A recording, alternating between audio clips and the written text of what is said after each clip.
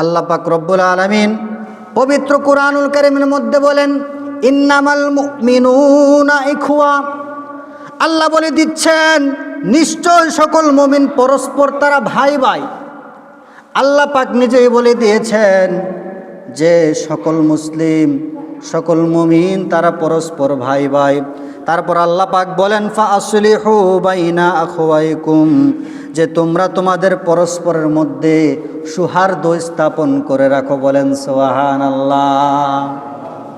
আল্লাহ পাক নিজেই ঘোষণা করে দিয়েছেন যে তোমরা একে অপরের মধ্যে সৌহার্দ্য ভালোবাসা স্থাপন করো, যেন ভালোবাসার বন্ধন যেন ভেঙ্গে না যায়, ওই বন্ধনটা যেন অটুট থাকে। বলেন সুবহানাল্লাহ। তারপর আল্লাহ পাক বলেন, ওয়াত্তাকুল্লাহ, আর তোমরা আল্লাহকে ভয় করো।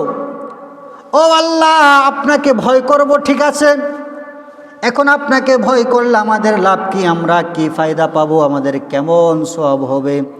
আল্লাহ পাক বলেন, লাআল্লাকুম তুরহামুন, যদি তোমরা আল্লাহকে ভয় করো তাহলে তোমরা আল্লাহর দয়াপ্রাপ্ত হয়ে যাবে। বলেন সুবহানাল্লাহ।